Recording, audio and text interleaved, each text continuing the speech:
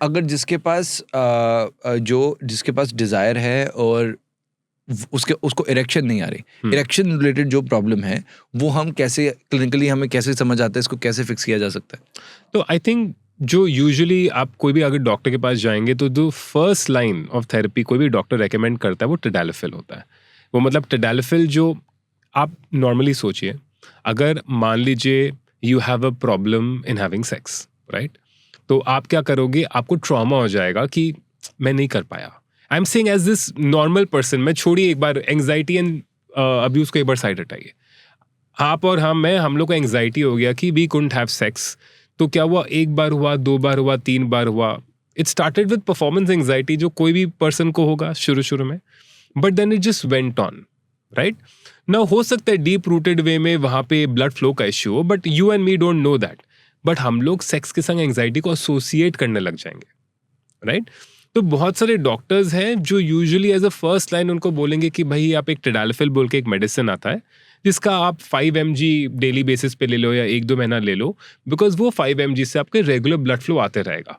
तो यूजुअली टैडल्फिल का भी 5 mg होता है, 10 mg होता है, 20 mg होता है। 20 mg बहुत एक्सट्रीम डोज होता है, it should only be taken if किसी को बहुत एक्सट्रीम प्रॉब्लम है या they take it 1 or 2 hours before sex, अगर मतलब उन लोग को मतलब if they want to, because वो 3 दिन तक काम करता है टैडल्फिल।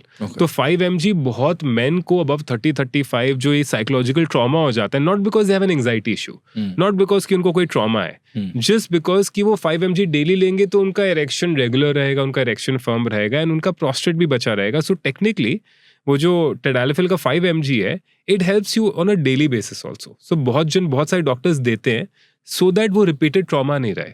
And once they start having sex, बहुत लोग उसको छोड़ भी देते हैं, they do it on and off, कभी लेते हैं कभी नहीं लेते हैं। सो बेसिकली इससे टैडल्फिल से हम ये कह रहे हैं ब्लड फ्लो बेटर हो जाता है। करेक्ट। और जब जो ब्लड फ्लो है बेसिकली बिकॉज तो इरेक्शन प्रॉब्लम इज, अब यही कंसिडर कर रहे हैं कि ब्लड फ्लो वहां तक नहीं जा रहा, ब्लड फ्लो वहां तक नहीं जा रहा। अब यहाँ पे जैसे फॉर एग्जांपल एक डॉक्टर तो आपको टैडल्फिल दे दिया, बट मेरा थोड़ा सा कॉम्प्रिहेंसिव सोल्यूशन है। Sure, my comprehensive solution is कि ठीक है आप टैडल्फिल ले रहे हो, ठीक है, that all that is happening, but जो मेन रूट कॉज है which is basically your desire, which is your mental health, उसके बाद आपका blood flow, second thing is कि आपका पेल्विक मसल स्ट्रेंथ, ये चीज को ठीक करने के लिए, एंड आपका हार्मोन, सबसे इंपॉर्टेंट आपका हार्मोन जो टेस्टोस्टेरोन एंड एस्ट्रोजन का बैलेंस है, मेरे लिए वो कॉम्प्रिहेंसिव चीज है कि मेरे को चारों चीज को सॉल्व करना है कि you should not require a टैडल्फिल।